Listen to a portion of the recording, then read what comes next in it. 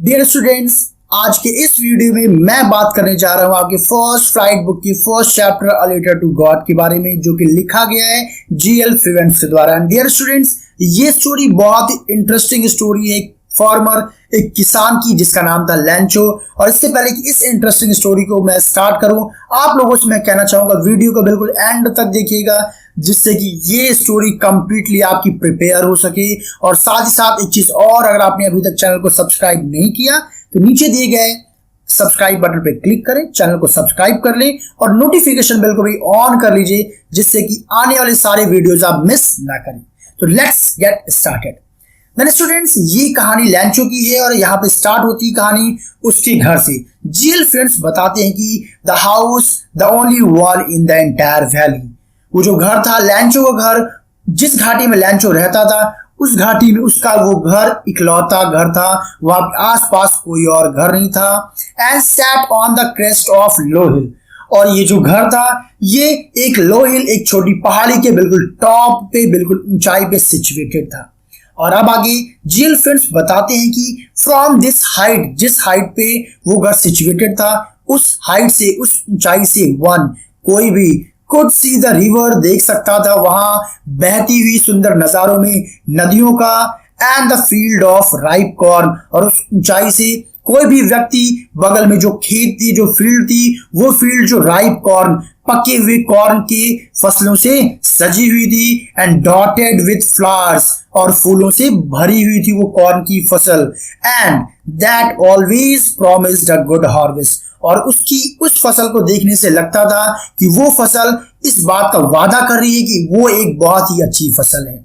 आगे GL friends बताते हैं कि लैंचो का वो जो खेत था, लैंचो की जो वो कॉर्न की फसल थी, that crop was needed only one thing, the only one thing the earth needed was a downpour. उस अर्थ को, यानी कि उस फील्ड को, उस खेत को केवल और केवल एक डाउनपोर यानी कि मूसलाधार बारिश की आवश्यकता थी। और अगर मूसलाधार बारिश ना हो तो एटलीस्ट अ शावर, एक हल्की फुल्की बारिश भी अगर हो जाती है तब भी वो उस खेत के लिए पर्याप्त होगा, उस फसल के लिए पर्याप्त होगा, एक अच्छा प्रोडक्शन देने के लिए। और फिर क्या था, हर एक किसान की तरीके लैंचो भी उसी उम्मीद में बैठा था कि क्या बारिश होगी कि नहीं होगी। फिर क्या था, थ्रू आउट द मॉर्निंग, उस पूरी सुबह Lencho who knew his field intimately, जो अपने खेत को अच्छी तरीके से जानता था, हैड डन नथिंग, लैंचो ने पूरी सुबह कुछ नहीं किया, else but see the sky toward the north east, केवल और केवल वो नॉर्थ ईस्ट डायरेक्शन की तरफ देख रहा था। क्यों देख रहा था? बारिश की उम्मीद में, ये बारिश वाले बादल आखिर कब आएगी, इसी उम्मीद में वो बैठा हुआ था।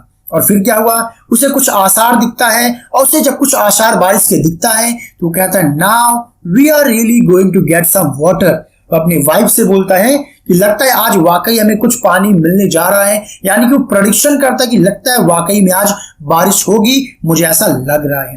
And the woman who was preparing supper, वो वुमन जो रात का भोजन बना रही होती है, रिप्लाइड, उत्तर देती है, यस, हाँ बिल्कुल, गॉड विलिंग, अगर भगवान की इच्छा हुई, भगवान की मर्जी हुई, तब डेफिनेटली पानी मिलेगा ही मिलेगा, बारिश अवश्य होगी। And the older boys were working in the field, और लैंचो के जो बड़े बच्चे थे वो खेतों में काम कर रहे थे। वाइल, उसी दौरान द स्मॉलर वंस, और घर के जो छोटे बच्चे थे, लैंचो के जो छोटे बच्चे थे, were playing near the house, वो घर के पास में खेल रहे थे। और कब तक खेल रहे थे? Until the woman called to them all, जब तक कि वुमन ने, यानी लैंचो की पत्नी ने उनको बुलाया नहीं, और वो आवाज लगाती अपने बच्चों को कि कम फॉर डिनर, डिनर के लिए आप सभी आ जाओ। और फिर क्या था, सारी फैमिली मेंबर्स बैठ करके डिनर कर रहे थे। आगे जीएल फ्रेंड्स बताते हैं कि it was during the meal, ये भोजन का समय था, यानी जब सभी लोग बैठ करके डिनर कर रहे थे। जस्ट एज लैंचो प्रेडिक्टेड, जैसा कि लैंचो ने प्रेडिक्ट किया था, भविष्यवाणी किया था, big drops of rains began to fall, बड़े बड़े रेन के ड्रॉप गिरना स्टार्ट हो जाते हैं। And huge mountains of clouds could be seen approaching, और बड़े बड़े बादल आते हुए दिखाई दे रहे थे, यानी कि सिंबल ये था कि बहुत ही अच्छी, बहुत ही मूसलाधार बारिश होगी। And the air was fresh and sweet. और जब बारिश हुई तो जो इन्वायरमेंट था वो बहुत ही फ्रेश और बहुत ही स्वीट लग रहा था और लैंचो बहुत खुश हो जाता है। इवन यहाँ तक कि द मैन वेंट आउट, लैंचो बाहर जाता है फॉर नो अदर रीजन, किसी और कारण से नहीं बल्कि then to have the pleasure of the feeling of the rain on his body, बल्कि अपने बॉडी पे उस बारिश का जो प्लेजर था, आनंद था, उसको रियलाइज करने के लिए वो अपने घर से बाहर निकलता है। एंड व्हेन ही रिटर्न, और जब वो वापस आता है, ही एक्सक्लेम्ड, बहुत सरप्राइज हुआ होता है और अपनी वाइफ से कहता है these are not rain drops, ये रेन ड्रॉप्स नहीं है फॉलिंग फ्रॉम द स्काई, जो आकाश से गिर रहे हैं, बल्कि दे आर न्यू कॉइन्स, बल्कि ये क्या है, ये तो नए क्वाइंस की तरीके हैं। The big drops are cent pieces, जो बड़े ड्रॉप्स हैं वो 10 सेंट पीसेस की तरीके हैं और जो छोटे ड्रॉप्स हैं वो लिटिल वंस जो है 5 सेंट पीसेस की तरीके, यानी कि वो बिग ड्रॉप्स और जो लिटिल ड्रॉप्स होती हैं उन दोनों की तुलना वो 10 सेंट पीसेस और 5 सेंट पीसेस से करता है। फिर क्या होता है, विद अ सैटिस्फाइड एक्सप्रेशन, अब चूंकि वो बहुत संतुष्ट हो जाता है क्योंकि वही हुआ जैसा उसने एक्सपेक्ट किया था। ही regarded the field of ripe corn with its flower, अब ये वो सारी चीजें किसको रिगार्ड करता है, अपने उन फसलों को करता है जो फूलों से भरे हुए थे। Draped in a curtain of rain, जो किससे ढके हुए थे, बारिश से ढके हुए थे, यानी लगातार बारिश हो रही थी, वो बारिश जो फसलों के लिए अमृत के समान थी। And but suddenly strong wind began to blow, लेकिन तभी क्या होता है कि तेज हवाएं चलना शुरू हो जाती हैं। Along with the rain very large hail stones began to fall, लेकिन कुछ बुरा तभी हो जाता है। उस जो हवा थी, जब तेज हवा चलना शुरू होती है, हवा के साथ साथ बहुत बड़े बड़े ओले भी यानी बर्फबारी भी होना शुरू हो जाती है। And these truly did resembles new silver coins, और अब वास्तव में जो बर्फबारी हो रही थी, बर्फ के जो टुकड़े गिर रहे थे, ये वास्तव में जो सिल्वर कॉइन्स थे बिल्कुल वैसे ही रियल में दिख रहे थे, यानी कि वो शेप एंड साइज में जो कॉइन्स होते हैं उनके बराबर थी। एंड द बॉयज, अब चूंकि जो बच्चे थे वो इतने मैच्योर नहीं थे, so they were exposing themselves to the rain, वो घर से निकल करके दौड़ करके बाहर बारिश में जा रहे थे। And ran out to collect the frozen pearl, उन जमा हुई जो फ्रोजन पर्ल थी उनको कलेक्ट करने के लिए। यहाँ पे उन बर्फ के टुकड़ों को फ्रोजन पर्ल क्यों बोला गया, क्योंकि वो मोतियों के समान गोल जैसे होता है उसी के शेप में थे, इसीलिए उन्हें बोला गया फ्रोजन पर्ल। अब लैंचो का एक्सप्रेशन क्या होता है, it's really getting bad now exclaim the man. अब जब उसने देखा कि बर्फबारी बहुत तेजी से हो रही है, तब लैंचो कहता है वाकई में अब बहुत बुरा हो रहा है, और वो भगवान से प्रे करता है कि I hope it passes quickly, भगवान करे ये बर्फबारी जल्द से जल्द खत्म हो जाए, क्योंकि वो जानता था कि बर्फबारी जितनी देर होगी उसका नुकसान उतना ज्यादा बढ़ता चला जाएगा। इसीलिए भगवान से उसने प्रेयर किया कि जितनी जल्दी वो बर्फबारी चली जाएगी उसका नुकसान उतना कम से कम होगा, उसे इस बात का अंदाजा था। लेकिन it did not pass quickly, उसकी किस्मत ने उसका साथ नहीं दिया और वो बर्फबारी नहीं गई। Even for an hour the hail rained on the house, बल्कि घंटों तक वो बर्फबारी होती रही उसके घर पर, गार्डन में, हिल साइड्स में एंड कॉर्न फील्ड में भी, बल्कि ऑन द होल वैली, पूरी की पूरे वैली में लगातार घंटों तक बर्फबारी होती रही। And the field was white, और इतनी बर्फबारी हुई कि पूरी की पूरी फील्ड बिल्कुल वाइट पड़ गई, as if covered with salt, इतनी ज्यादा बर्फबारी हुई कि ऐसा लग रहा था कि पूरी की पूरी फील्ड सॉल्ट से, नमक से ढक गई हो। अब आप खुद अंदाजा लगा सकती हैं कितना वर्स्ट सिनेरियो बन गया रहा होगा और लैंचो कितना ज्यादा टूट गया रहा होगा। Not a leaf remain on the trees, पेड़ों पे एक भी पत्तियां नहीं बची। The corn was totally destroyed, और कॉर्न फसल पूरी तरीके से डिस्ट्रॉय हो चुकी थी, समाप्त हो चुकी थी। The flowers were gone from the plants, plant से फ्लावर भी जा चुके थे, एक भी नहीं बचे थे। Lencho soul was filled with sadness, इस प्रकार लैंचो का दिल बिल्कुल उदास हो जाता है, उदासी से भर जाता है।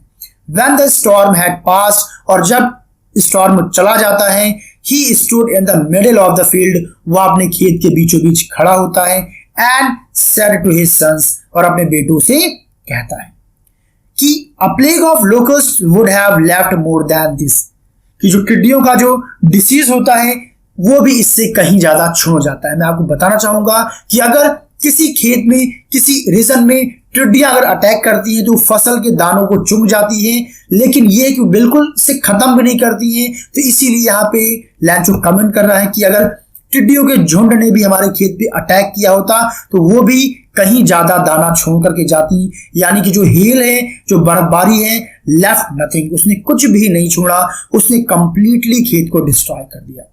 अब लैंचो कहता है this year we will have no corn, इस साल हमारे पास कोई भी फसल नहीं होगी। That night was a sorrowful one, वो रात बहुत ही दुखद भरी रात थी उसके लिए। वो कहता है कि ऑल आवर वर्क, जितना भी हमने हार्ड वर्क किया, फॉर नथिंग, उसका कोई भी रिजल्ट, कोई भी परिणाम नहीं मिला। There is no one who can help us, और यहां पे तो कोई है भी नहीं जो हमारी मदद कर सके। Well we all go hungry this year, we will all go hungry this year, इस साल हम सब लोग भूखे रह जाएंगे। बट लेकिन in the heart of all who lived in that solitary house in the middle of the valley, उस middle of the valley, valley के बीचों बीच वो पूरा परिवार जो रहता था, उन सभी के दिल में एक आस थी। There was a single hope, एक ही आशा बची हुई थी, और वो आशा क्या थी? That help from God.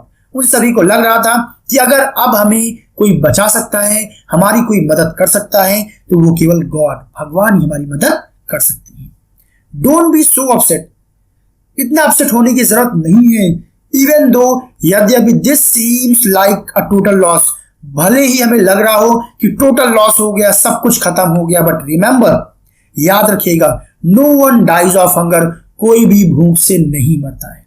That's why they से, शायद इसीलिए लोगों का कहना है no one dies of hunger, कि किसी की भूख से मौत नहीं होती है। बस यही उम्मीद उन लोगों के भी दिल में थी कि भगवान हमारी जरूर मदद करेंगे। ऑल थ्रू द नाइट, उस पूरी रात, लैंचो thought only of his one hope, लैंचो केवल और केवल अपने उस आखिरी उम्मीद के बारे में सोचता रहा। किसके बारे में? द हेल्प ऑफ गॉड, भगवान से मदद के लिए। हुज आइज, लैंचो को मानना था जिनकी आंखें है as he had been instructed, उनकी आंखें बनी ही इसीलिए हैं, उनकी आंखें सब कुछ, सी एवरीथिंग, उनकी आंखें, भगवान की आंखें तो सब कुछ देख लेती है। Even what is deep in one conscious, किसी के आत्मा भी में अगर कोई चीज छिपी हुई है तो भगवान उसको भी देख सकते हैं। तब तो मेरा खेत भगवान को डेफिनेटली दिखाई दे रहा होगा कि सब कुछ मेरा खत्म हो गया है। ये सारी बातें लैंचो सोच रहा था।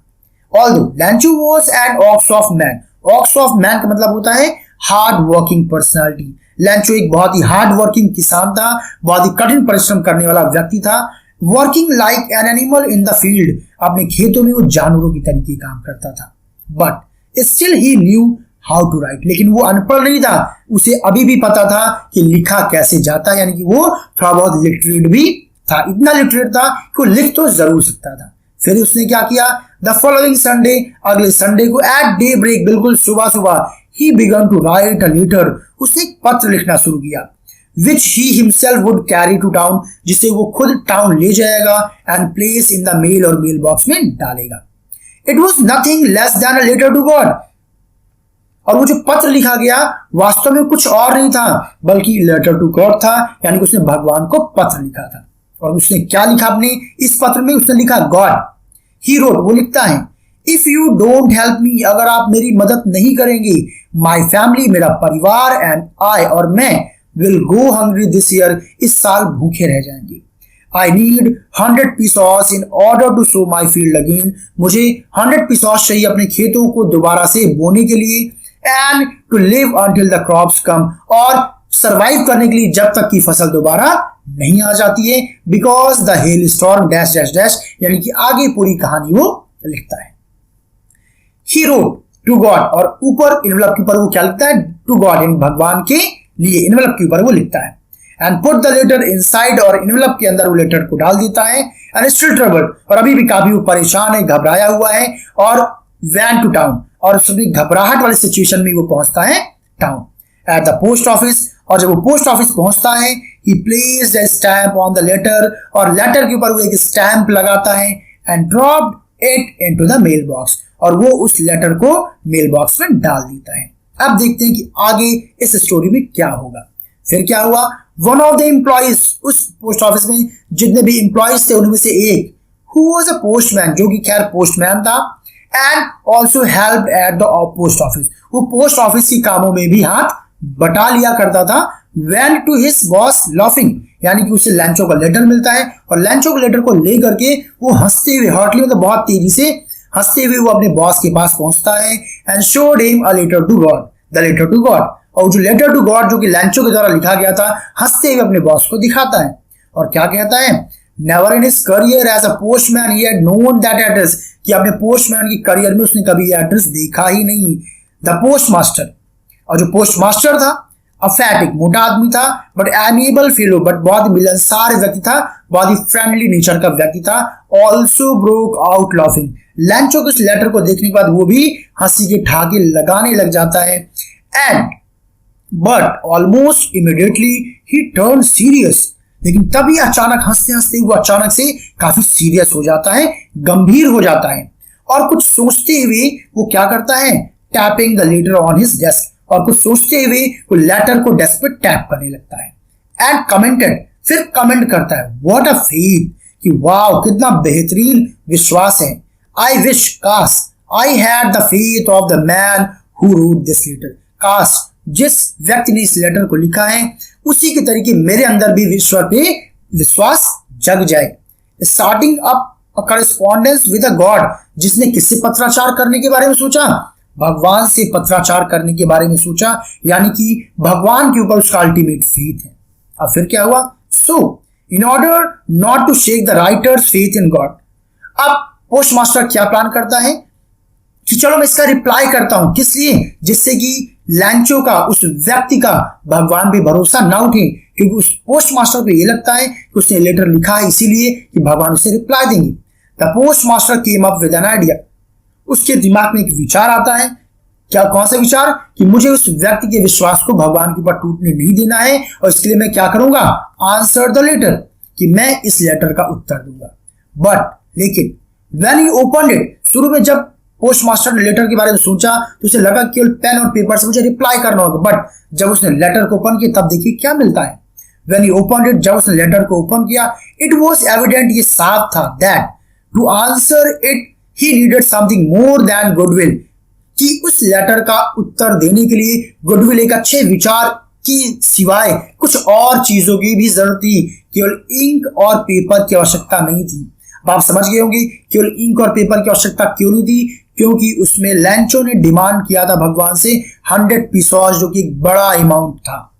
But he struck to his resolution, लेकिन जब पोस्टमास्टर को पता चला कि उसे इन रिस्पॉन्स 100 पीसॉस भेजने हैं, ये जानने के बावजूद भी वो अपनी आइडिया से हटा नहीं, उसने कहा नहीं मैं डिटरमाइंड हूं, मैं इसका उत्तर दूंगा। फिर उसको इस आइडिया को फुलफिल करने के लिए उसने क्या किया, he asked for money from his employees, post office में जितने भी एम्प्लॉइज थे उनसे उसने डोनेशन मांगे इस काम को पूरा करने के लिए। And he himself give part of his salary, और उसने भी अपने सैलरी का एक हिस्सा उसमें दिया। And several friends of his were obliged to give something for an act of charity, और इस चैरिटी के एक्ट में उसके कई सारे दोस्तों ने भी हाथ बटाया और उन्होंने भी पैसे डोनेट किए। अब देखते हैं एट द एंड क्या 100 पीसॉस कलेक्ट हो पाए ना। आगे कहा भी गया है, it was impossible for him to gather together the 100 pesos, अब उस पोस्टमास्टर के लिए असंभव था कि वो 100 पीसॉस कलेक्ट कर पाए, क्योंकि आप खुद इमेजिन कर सकते हैं कि किसी भी व्यक्ति की खेत के दोबारा उगने या बोने के लिए जो खर्चा प्लस साल भर सर्वाइव करने का जो खर्चा है वो कितना ज्यादा रहा होगा। So he was able to send the farmer only little more than half, इसलिए वो उस किसान को केवल कुछ ही पैसे कितना बेच पाया, 50 से थोड़ा सा ज्यादा, एक्चुअली वो अमाउंट था 70 पीसॉस, जो कि आगे आपको पता चलेगा। फिर जो भी पैसा उसने कलेक्ट किया था, he put the money in an envelope, उसने उस पैसे को एक एनवेलप में रखा, an address to लैंचो, लैंचो का एड्रेस उसने लिख दिया, with a letter containing only a single word as a signature of God, और उसने उसके अंदर केवल एक छोटा सा लेटर डाला जिसमें एक सिग्नेचर था केवल गॉड का। एंड द फॉलोइंग संडे, अगले संडे को लैंचो केम बिट अर्लियर, लैंचो थोड़ा सा पहले आ जाता है देन यूजुअल, हमेशा की तुलना में थोड़ा सा पहले आता है, टू आस्क, और पूछता है if there was a letter for him, कि मेरे लिए कोई लेटर तो नहीं आया है। It was the postman himself, postmaster खुद नहीं जाता है, वो पोस्टमैन को भेजता है। It was the postman himself who handed the letter, इस प्रकार पोस्टमैन ने उस लेटर को लैंचो को दिया। And to him while the postmaster experiencing the contentment of a man who has performed a good deed, on the same time जो postmaster था वो अपने ऑफिस में था और ऑफिस में खड़े होकर के इस सारे नजारे को देख रहा था। यहाँ पे ये जो कंटेंटमेंट है यानी सेटिस्फैक्शन की बात हो रही है और वो एक्सपीरियंस कर रहा था, पोस्टमास्टर बहुत ही सेटिस्फाइड महसूस कर रहा था क्योंकि आज उसने बहुत ही अच्छा काम किया है और इस काम के नजारे को वो अपने ऑफिस से देख रहा था। वो ये देख रहा था कि उस पैसे को रिसीव करने के बाद लैंचो का रिएक्शन क्या होगा, उसको वो देखना चाह रहा था। अब देखते हैं यहाँ पे लैंचो का रिएक्शन क्या होगा। लैंचो showed not a slightest surprise on seeing the money, पैसे को देखने पर उसको बिल्कुल भी सरप्राइज वो नहीं होता है क्योंकि लैंचो को ये बिलीव था कि डेफिनेटली भगवान उसकी मदद करेंगे। क्यों? सच वॉज हिज कॉन्फिडेंस। देखिए यहीं से पता चलता है कि इतना बेहतरीन लैंचो का कॉन्फिडेंस था, वो बिल्कुल भी सरप्राइज नहीं होता है। और सरप्राइज की बात छोड़िए, बट ही बिकेम एंग्री, वो बल्कि क्रोधित हो जाता है। When he counted the money, जब वो पैसों को गिनता है, वो कहता है कि God could not have made a mistake, कि भगवान कोई गलती नहीं कर सकते हैं। And nor could he have denied, ना तो वो मना कर सकते हैं लैंचो व्हाट ही हैड रिक्वेस्टेड, जो भी लैंचो ने रिक्वेस्ट किया हो। यानी कि वो समझ जाता है कि डेफिनेटली पैसे बीच में ही कहीं गायब हुए हैं। फिर वो क्या करता है, इमीडिएटली तुरंत Lencho went up to the window, Lencho तुरंत विंडो के पास जाता है and ask for paper and ink, और फिर से पेपर और इंक के लिए मांगता है। And on the public writing table, public writing table पे बैठता है and he started to write, और फिर से वो एक लेटर लिखना शुरू करता है। With much wrinkling of his brows, अपने आईब्रोज को बहुत ज्यादा रिंकल करता है, सिकोड़ता है। किस लिए? कॉज, जिससे कि by the effort he had to make to express his ideas, जिससे कि अपने गुस्से वाले, एंगर वाले आइडियाज को वो एक्सप्रेस कर सके। एंड व्हेन ही फिनिश, और जब उसने लिखना फिनिश कर लिया, he went to the window, वो विंडो पे जाता है टू बाय अ स्टैम्प, एक स्टैम्प खरीदने के लिए, विच ही लिक्ड, जिसको लिख करता है, and then affix to the envelope, फिर उसको एनवेलप के ऊपर चिपका देता है with a blow of fist, एक मुक्का मार करके। आप देखिए क्या होता है फिर।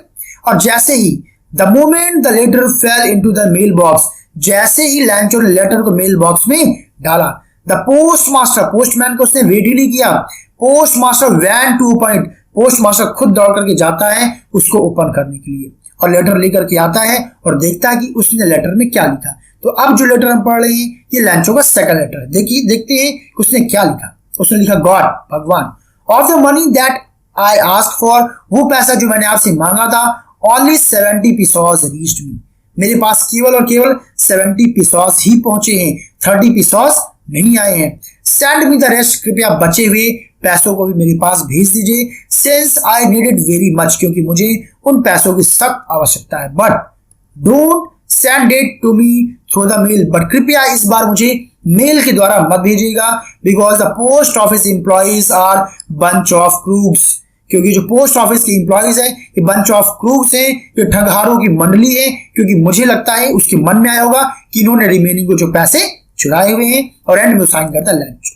तो विद दिस ये स्टोरी फिनिश हो जाती है स्टूडेंट्स। आई होप ये स्टोरी आपको बहुत ही अच्छे समझ में आ गई होगी। बट यस, फिर भी कहीं पे कोई डाउट है तो अपने डाउट को, कमेंट्स को, फीडबैक्स को कृपया कमेंट बॉक्स में जरूर दीजिए, जिससे कि मैं आपसे डायरेक्टली कनेक्ट हो पाऊं, आपको समझ पाऊं और आपके डिमांड को नेक्स्ट वीडियो में फुलफिल कर पाऊं। विद दिस चलिए आज इस वीडियो की यहीं पर हम लोग एंड करते हैं, और अगला मेरा जो वीडियो होगा वो होगा नेल्सन मंडेला पे। तो आई होप आपने चैनल को सब्सक्राइब करके नोटिफिकेशन बेल को ऑन कर लिया होगा, जिससे कि आप इस वीडियो का नोटिफिकेशन ऑन टाइम मिल जाए आपको। Well, thank you so much everyone.